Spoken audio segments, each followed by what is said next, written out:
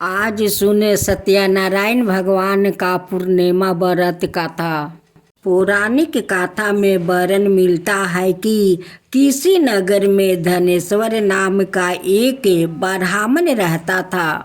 उसकी पत्नी रूपवती, पतिव्रता और सबर गुण संपन्न थी। बस दुख था तो सिर्फ इस बात का कि उनकी कोई संतान नहीं थी। यही कारण था कि वो दोनों बहुत चिंतित रहते थे। एक बार उस नगर में एक महात्मा आया।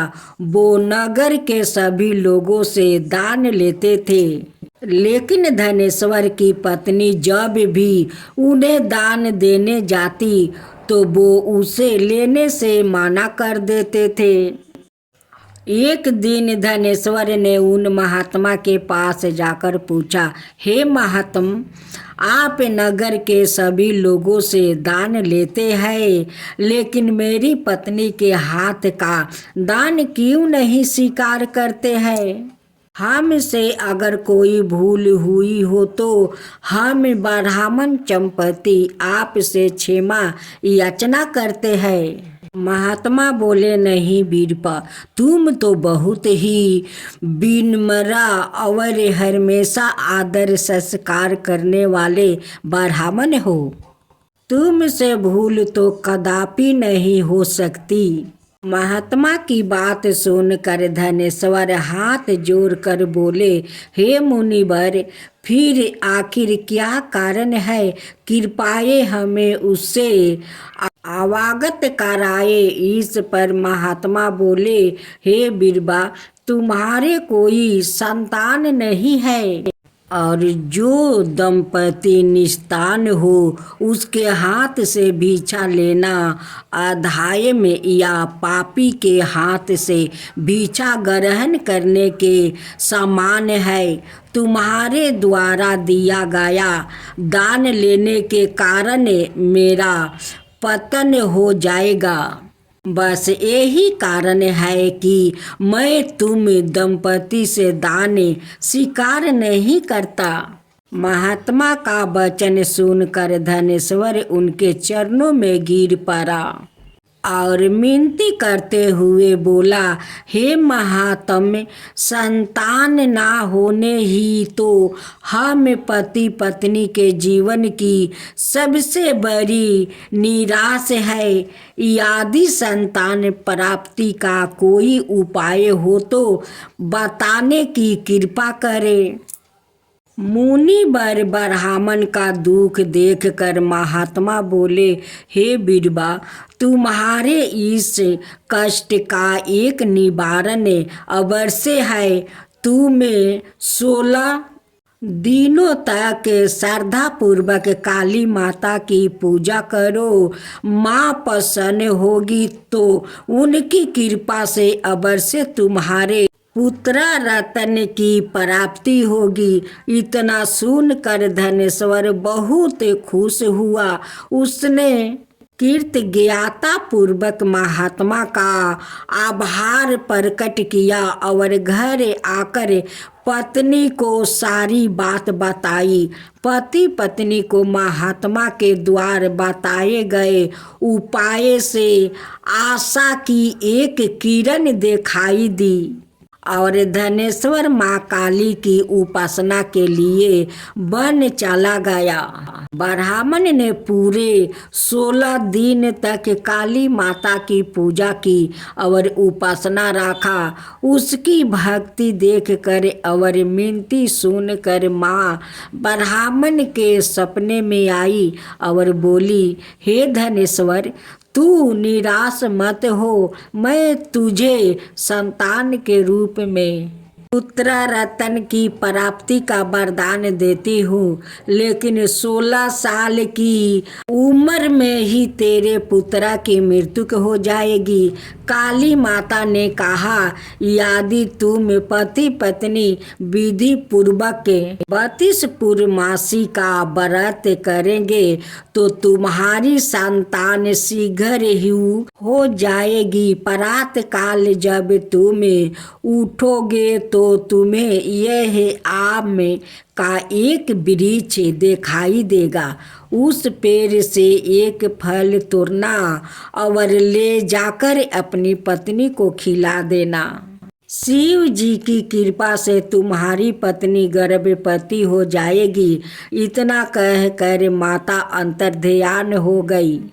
प्रात काल जब धनेश्वर उठा तो उसे आम का वृक्ष देखा, जिस पर बहुत ही सुंदर फल लगे थे।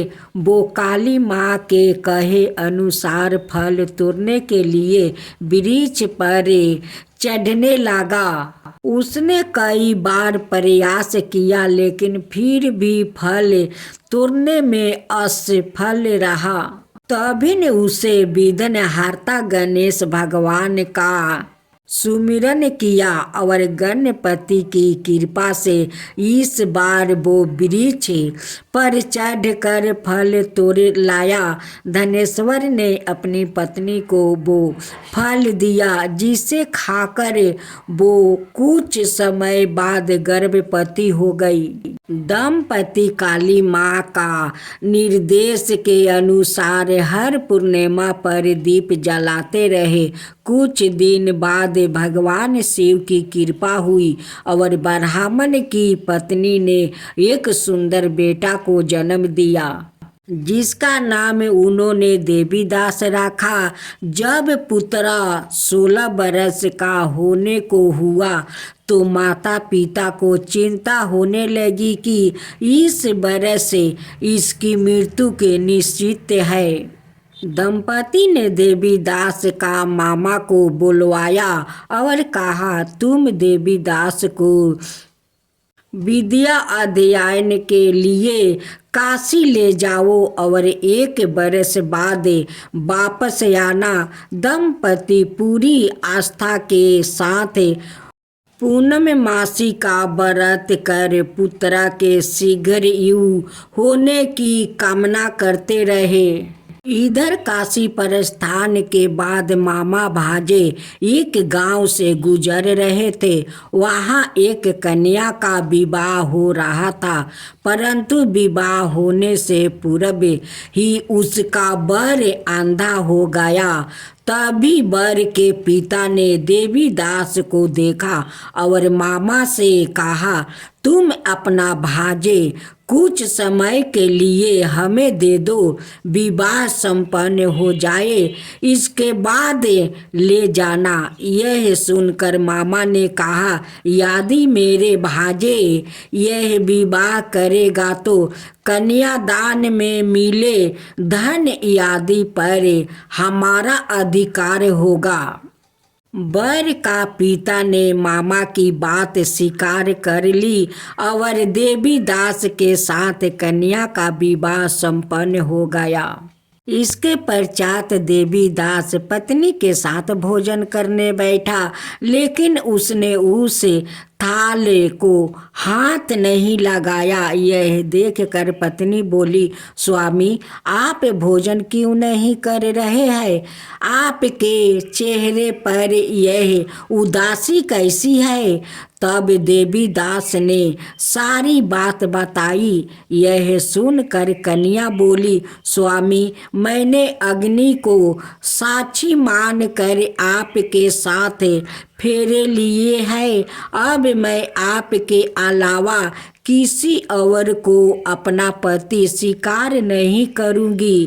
पत्नी की बात सुनकर देवीदास ने कहा, ऐसे मत कहो, मैं कुछ दिन का मेहमान हूँ।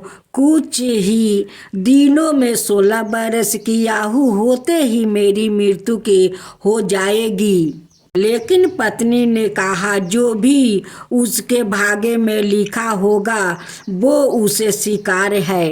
देवीदास के बहुत कहने पर भी जब वो नहीं मानी तो देवीदास ने उसे एक अंगूठी दी और कहा, मैं विद्या अध्ययन के लिए काशी जा रहा हूँ, लेकिन तुम मेरे जीवन मरण के बारे में जानने के लिए एक पुष्पा बटिका तैयार करो, उसमें भांति भांति के पुष्पा लगाओ और उन्हें जल से सिंचती रहो।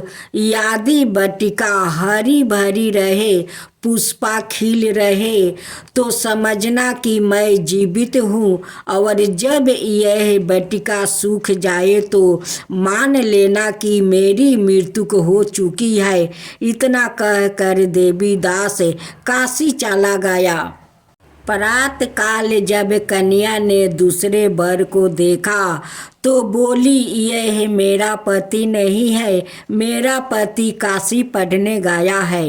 यदि इसके साथ मेरा विवाह हुआ है तो बताइए कि रात्रि में मेरे और इसके बीच क्या बातें हुई थी और इसने मुझे क्या दिया था। यह सुनकर वर बोला, मुझे कुछ नहीं पता, और पिता पुत्र लज्जित होकर चले गए। उधर एक दिन प्रात काल एक सर्प देवीदास को डसने के लिए आया, लेकिन उसके माता पिता द्वार किए जाने वाले पूर्णिमा व्रत के प्रभाव के कारण वो उसे डांस नहीं पाया। तत्पश्चात काल सवाए वहाँ आए और उसके शरीर से प्राण निकालने लगे। देवीदास मूर्छित होकर गिर पड़ा। तभी वहाँ माता पार्वती और शिव जी आए। देवीदास को मूर्छित देखकर देवी पार्वती बोली, हे स्वामी। देवीदास की माता ने 32 पूर्णिमा व्रत रखा था, उसके फल स्वरूप कृपाए आप इसे जीवित दान दे। माता पार्वती की बात सुनकर भगवान शिव ने देवीदास को पुनः जीवित कर दिया। इधर देवीदास की पत्नी ने देखा कि पुष्पा बटिका में एक भी पुष्पा नहीं रहा। वो जान गई कि उसके पति की मृत्यु हो चुकी है और रोने लगी। तभी उसने देखा कि बटिका पूर्ण हरी भरी हो गई है। या देख कर वो बहुत प्रसन्न हुई। उसे पता चल गया कि देवीदास को प्राण दान मिल चुका है। जैसे ही देवीदास 16 बरस का हुआ, मामा भाजे काशी से आपस चल पड़े। रास्ते में जब वो कन्या के घर गए तो उसने देवीदास को पहचान लिया और अत्यंत प्रसन्न हुई। धनेश्वर और उसकी पत्नी भी पुत्रा को जीवित पाकर हर्ष से भर गए। पौराणिक मान्यता है कि जो स्त्री श्रद्धा पूर्वक पूर्णिमा का व्रत रखती है और कथा सुनती है, उन्हें संतान का सुख मिलता है, संकट से मुक्ति मिलती है और समस्त मनोकामनाओं पूरी होती है। माँ काली की जय, माँ काली की जय, पूनम मसीहा की जय, पूनम मसीहा की जय। आज सुने फागुन पूर्णिमा व्रत कथा। हर साल बुराई पर अच्छाई की जीत की याद के रूप में फागुन पूर्णिमा तिथि पर होलिका दहन किया जाता है। होली का यह पावन पर्व मनाया जाता है। फागुन पूर्णिमा पर विष्णु और लक्ष्मी जी की पूजा, व्रत आदि करने का जितना महत्व है, उतना ही महत्व इस दिन फागुन पूर्णिमा की पौराणिक कथा का पाठ करने का है। मानता है कि यह कथा सुनने से यश, कीर्ति, धन धनाये और संतान सुख प्राप्त होता है और प्राणों प्रात वैकुंठ धाम की प्राप्ति होती है। अब सुने व्रत कथा। महर्षि कश्यप की पत्नी दक्ष पुत्री दीति के गर्भ से हिरण्यकश्यप और हिरण्यक्ष का जन्म हुआ। दोनों ही महाबलीशाली थे। फल स्वरूप देवताओं को पराजित करके दोनों भाइयों ने स्वर्ग पर अपना अधिकार कर लिया। उनके अत्याचार से देवलोक में हाहाकार मच गया। अंत भगवान विष्णु ने बारह अवतार लेकर हिरण्यक्ष का वध कर दिया। अपने भाई की मृत्यु से क्रोध हिरण्यकश्यप भगवान विष्णु को अपना शत्रु मान बैठा और उसने प्रतिशोध लेने के लिए भगवान ब्रह्मा की तपस्या करने लगा। उधर हिरण्यकश्यप की अनुपस्थित में देवताओं ने दैत्यों पर आक्रमण कर दिया और स्वर्ग पर पुनः अपना अधिकार प्राप्त किया। हिरण्यकश्यप की पत्नी कयाधु उस समय गर्भवती थी, जिसे देवराज इंद्र ने बंदी बना लिया। वो कयाधु को लेकर अमरावती जा रहे थे। तभी मार्ग में उन्हें देव ऋषि नारद मिल गया। नारद जी इंद्र के साथ कयाधु को देखकर बोले, देवराज आप इसे लेकर कहाँ जा रहे हैं? यह सुनकर इंद्र ने कहा, हे देव ऋषि, कयाधु गर्भवती है। इसके गर्भ में हिरण्यकश्यप जैसे दुष्ट आत्मा का अंश है, जिसका वध करके मैं इसे छोड़ दूंगा। इस पर देव ऋषि नारद बोले, इसके गर्भ में तो श्री नारायण का परम भक्त है, अंत इसे छोड़ दो। इंद्र नारद मुनि की यह बात सुनकर देवराज ने कयाधु को छोड़ दिया। देव ऋषि नारद हिरण्यकश्यप की पत्नी को अपने आश्रम में ले आए और बोले, बेटी, जब तक हिरण्यकश्यप की तपस्या पूरी नहीं हो जाती तुम निश्चिंत होकर यहीं रहो। तब से कयाधु देव ऋषि नारद के आश्रम में रहने लगी और उनके दिव्य प्रवचनों का रस पान भी करती रही, जिसका गर्भ में पल रहे शिशु पर भी बहुत गहरा प्रभाव हुआ। जब समय आया तो कयाधु ने एक पुत्र को जन्म दिया, जिसका नाम रखा गया प्रहलाद। इधर हिरण्यकश्यप की तपस्या जब पूरी हो गई तो ब्रह्मा जी ने प्रसन्न होकर उसे मन बछित वरदान दिया, जिसके पश्चात वो अपने राज्य आपस लौट आया।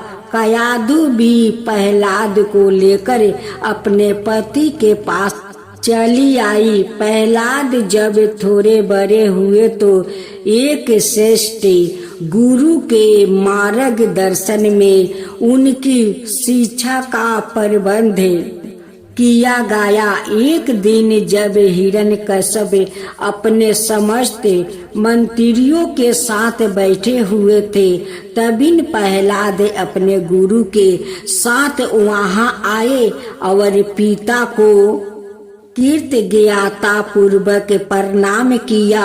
यह देख कर हिरण्यकश्यप अति प्रसन्न हुआ और बोला, वस्त प्रहलाद, तुमने अब तक की शिक्षा के दौरान कौन सी सबसे अच्छी बात सीखी है, मुझे बताओ।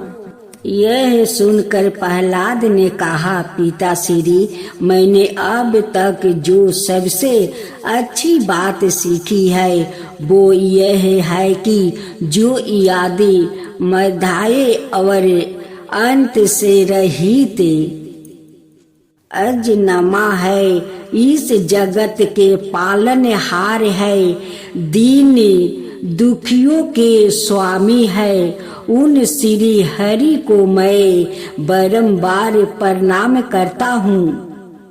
ये बात सुनकर हिरण्यकश्यप क्रोध से लाल हो उठा। उसने प्रहलाद को गुरु पर चीखते हुए कहा, अरे मूर्ख ब्राह्मण, तूने मेरा इस बालक को मेरे परम शत्रु का गुणगान करने की शिक्षा क्यों दिया? प्रहलाद के गुरु ने कहा, दैत्यराज, आप क्रोध त्याग दो, या बातें मैंने आपके पुत्र को नहीं सिखाई है। सुनकर हिरण्यकश्यप आश्चर्यचकित हो गया और बोला, पुत्र बताओ, तुम्हें यह उपदेश, यह शिक्षा किसने दिया है?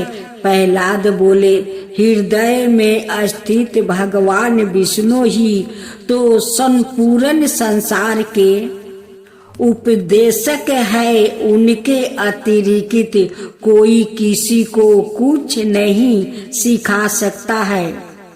यह सुनकर हिरण्यकश्यप क्रोध से पागल हो उठा और बोला, अरे मूर्ख, मेरे सामने या विष्णु कौन है? तू क्यों बार बार उस दुष्ट का नाम ले रहा है? क्या तू इसका परिणाम जानता है? हिरण्यकश्यप ने प्रहलाद को बहुत समझाया, मृत्यु दंड का भय दिखाकर भी विष्णु भक्ति से दूर करना चाहा, परंतु प्रहलाद के मन से भगवान विष्णु के प्रति श्रद्धा तनिक भी कम नहीं हुई। इसके पश्चात क्रोधित हिरण्यकश्यप ने अपने सेवकों को आज्ञा दी कि इस दुरात्मा को मौत के घाट उतार दो। इस शत्रु प्रेमी से मुझे कोई लाभ नहीं है। यह कपूत तो अपने ही कुल का नाश कर देगा। दैत्यराज हिरण्यकश्यप की आज्ञा अनुसार उसके सैनिकों ने प्रहलाद पर तरह तरह के अत्याचार किया और उन्हें मारने का प्रयास किया, परंतु हरि कृपा का कारण वो सब प्रहलाद का बाल भी पाका करने में असमर्थ रहे। हिरण्यकश्यप यह सब देखकर बहुत क्रोधित हुआ।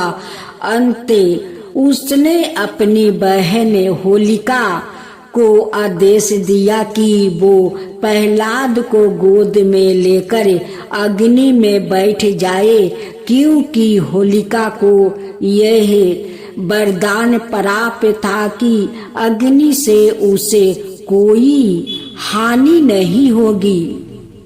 अपने भ्राता का आदेश मानकर होलिका भक्त प्रहलाद को अपनी गोद में लेकर अग्नि में बैठ गई।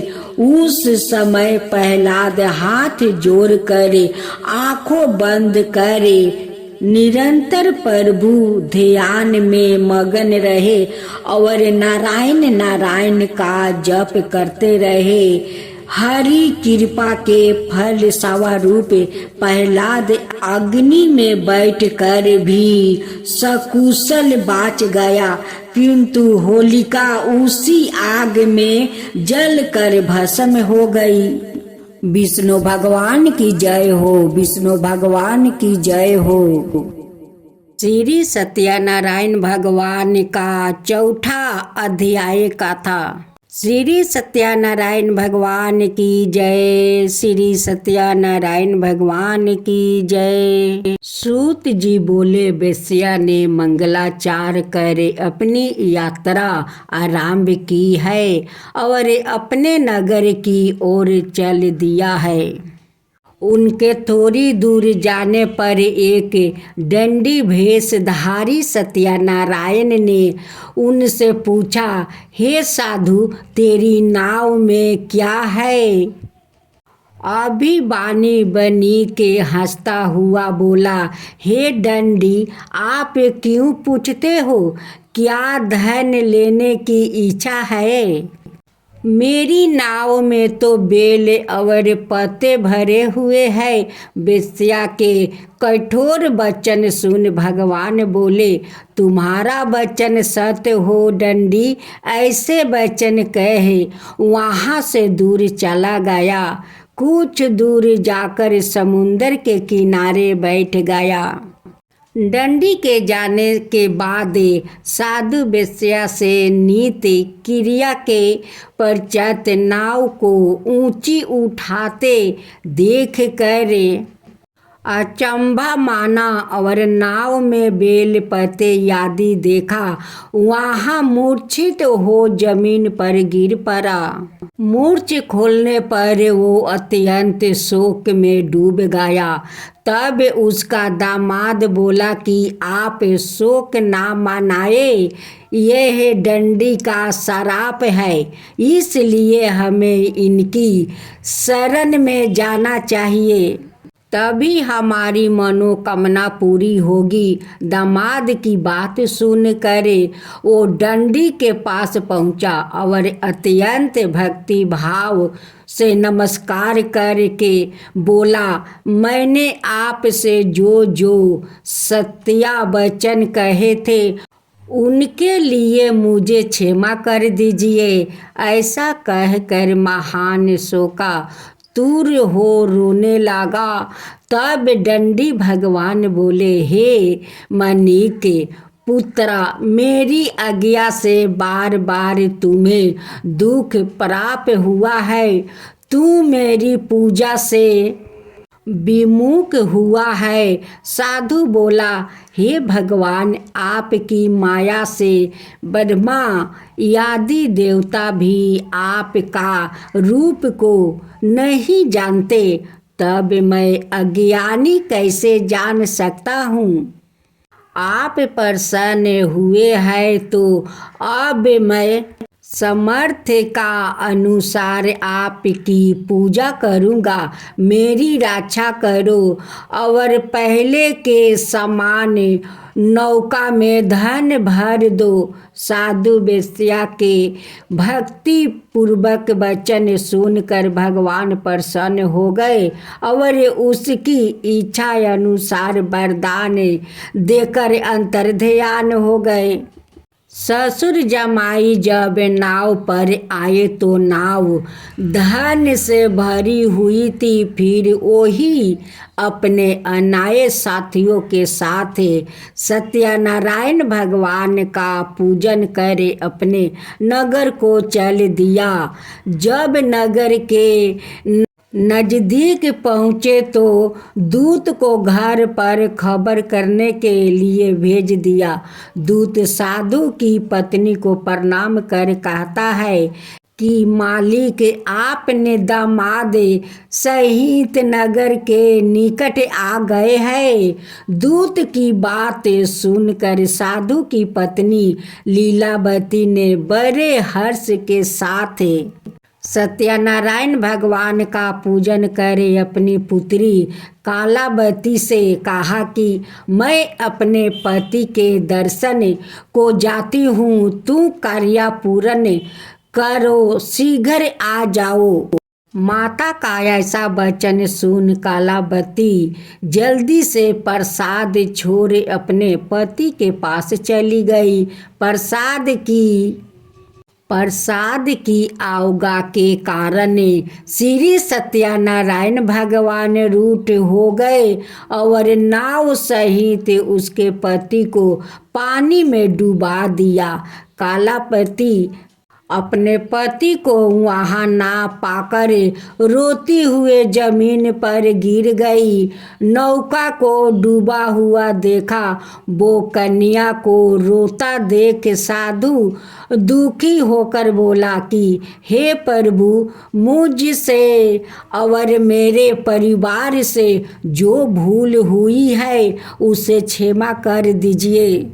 साधु का दीन वचन सुनकर श्री सत्यनारायण भगवान प्रसन्न हो गए और आकाशवाणी हुई, हे साधु, तेरी कन्या मेरे प्रसाद को छोड़कर आई है, इसलिए उसका पति अदृश्य हो गया है। यदि वो घर जाकर प्रसाद खाकर लौटती है तो इसे उसका पति अवश्य मिलेगा। ऐसी आकाशवाणी सुन कालावती घर पहुंचकर प्रसाद खाती है और फिर आकर अपने पति के दर्शन करती है। उसके बाद साधु अपने बंधुओं बांधवों सहित श्री सत्यनारायण भगवान का विधि विधान से पूजन करता है। इस लोक का सुख भोग और अंत में स्वर्ग जाता है। इति श्री सत्यनारायण व्रत गाथा का चतुर्थ अध्याय संपूर्ण। श्री मंत्र नारायण नारायण नारायण भज नारायण नारायण नारायण। श्री सत्यनारायण भगवान की जय। श्री सत्यनारायण जी का 5वां अध्याय। सूत जी बोले, हे ऋषियों, मैं और भी एक गाथा सुनाता हूँ, उसे भी ध्यान पूर्वक सुनो।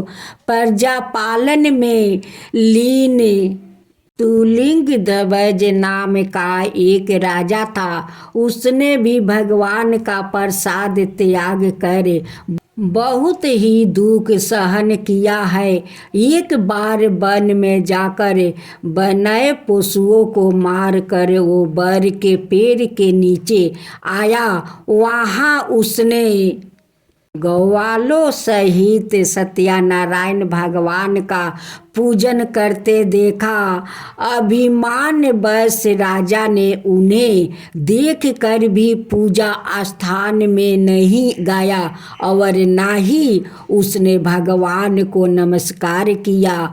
ग्वाले ने राजा को प्रसाद दिया, लेकिन उसने वो प्रसाद नहीं खाया और प्रसाद को वो ही छोड़े वहाँ अपने नगर को चला गया।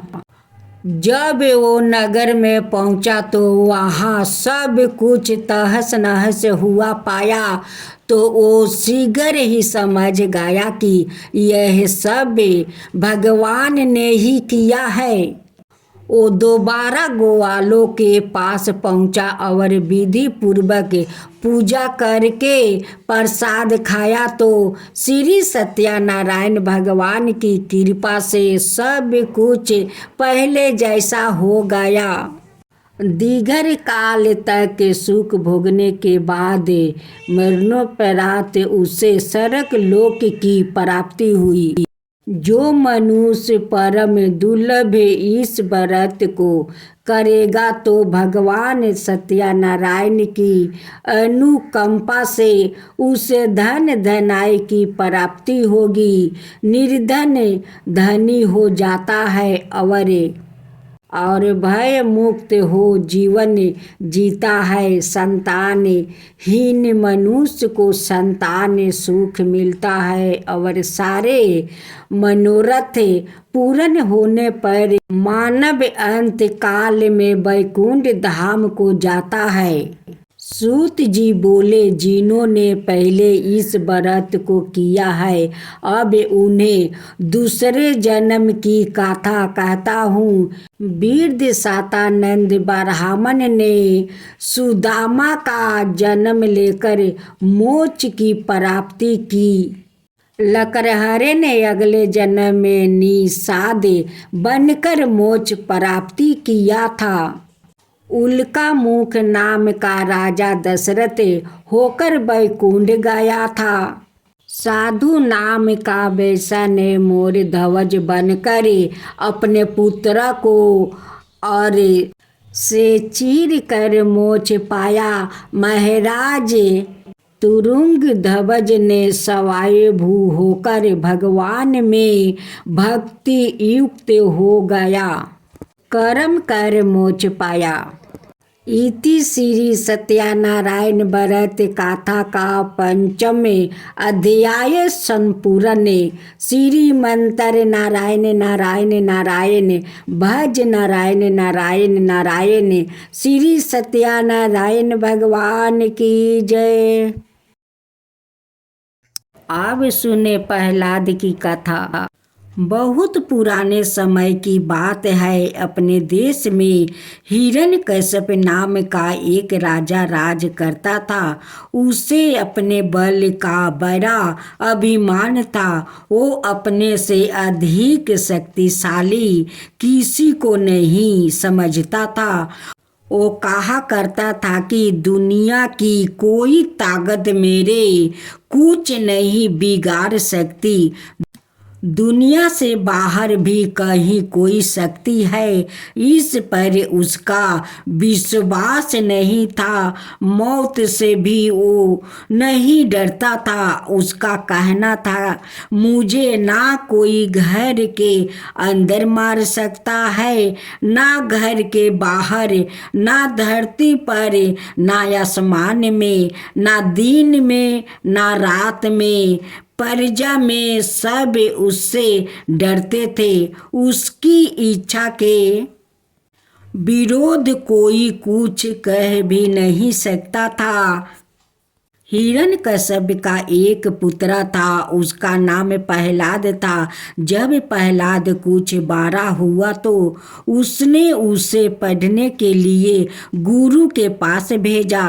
प्रहलाद बड़ा होनिहार और बुद्धिमान बालक था, इसलिए गुरु उसे बड़े प्यार से पढ़ाते थे। पढ़ते पढ़ते जब कुछ दिन बीत गया तो हिरण्यकश्यप ने सोचा, देखना चाहिए कि प्रहलाद की पढ़ाई कैसी चल रही है। उसने उसे गुरु के साथ अपने पास बुलाया और प्रहलाद से पूछा, दुनिया में सबसे अधिक बलवान कौन है? उसे आशा थी कि वो कहेगा आप पर। प्रहलाद ने उत्तर दिया, ईश्वर जो सबको बनाता है। हिरण्यकश्यप यह सुनते ही आगे बबूला हो गया। उसने गुरु से कहा, इसे तुमने यही पढ़ाया है? गुरु बोले, मैंने तो इसे यह नहीं पढ़ाया है, यह तो सवाए अपनी बुद्धि से कह रहा है। हिरण्यकश्यप ने कहा, इसे ले जाओ और ठीक से शिक्षा दो। इसकी यह मूर्खता की बातें मुझे पसंद नहीं है। गुरुजी बेचारा प्रहलाद को लेकर चले गए और उसे सारी विद्या पढ़ाने लगे। वो उसे पढ़ाने में कई ईश्वर का नाम भी नहीं आने देते थे। इस प्रकार पढ़ते पढ़ते जब काफी दिन बीत गया तो फिर हिरण्यकश्यप ने प्रहलाद को अपने पास बुलाया और उससे प्रश्न किया, दुनिया में सबसे बलवान कौन है? प्रहलाद ने फिर वही उत्तर दिया, ईश्वर है। हिरण्यकश्यप के तन बदन में आग लग गया। उन्होंने क्रोध में भर कर कहा, ईश्वर ईश्वर किस चिड़िया का नाम है? तू मेरे बल को नहीं जानता है। प्रहलाद ने कहा, जानता हूँ कि आप बलवान हैं, पर आप से भी बलवान एक शक्ति और है, उसी का नाम ईश्वर है।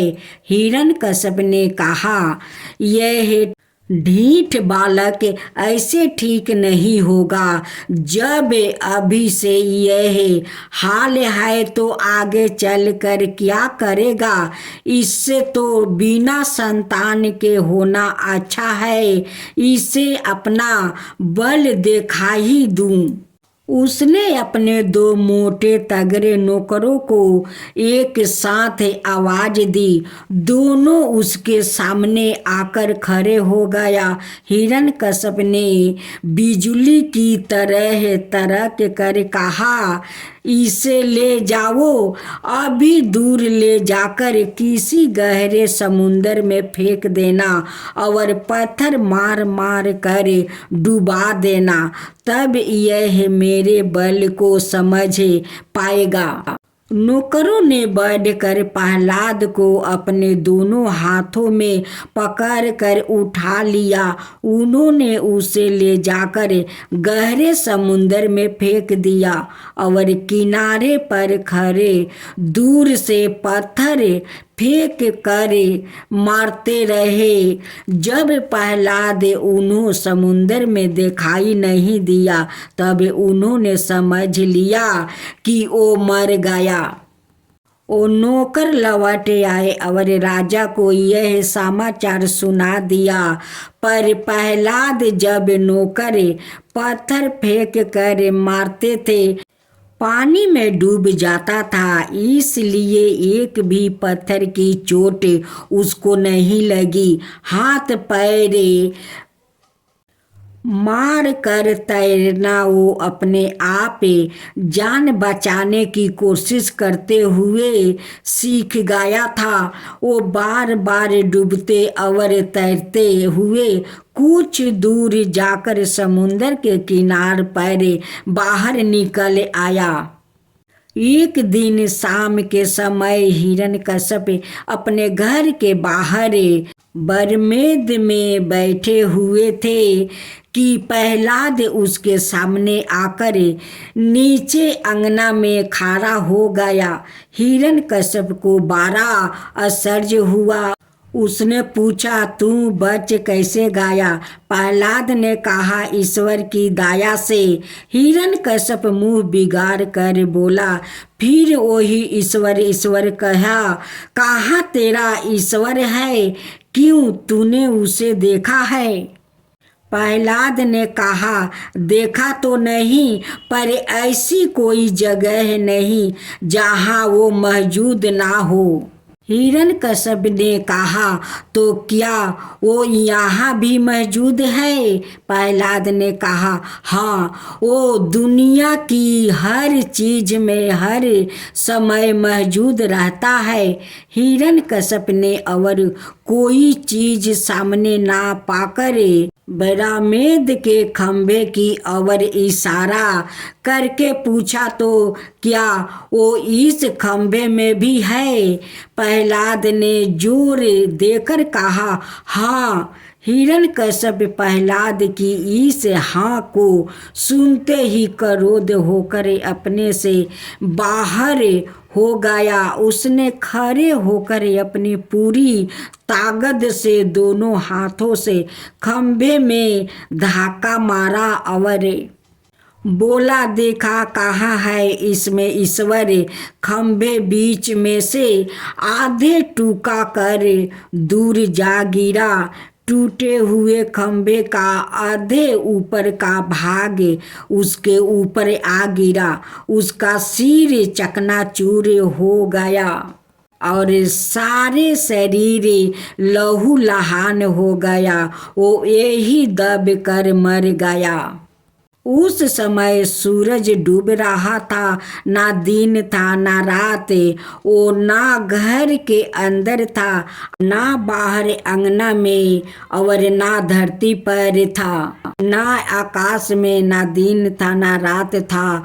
उसी का बीच में विष्णु भगवान नरसिंह रूप धारण करते हुए हिरण्यकश्यप को अपना जांघे पर राख कर उनकी कलेजे में अपना नाखून से मार देते हैं। प्रहलाद दंडवत करते हुए नरसिंह भगवान को प्रणाम करते हैं। नरसिंह भगवान उन्हें आशीर्वाद देते हैं, उसे उठाकर अपना गोद में बैठा लेते हैं। नरसिंह भगवान की जय हो, नरसिंह भगवान की जय हो, विष्णु भगवान की जय हो, विष्णु भगवान की जय हो।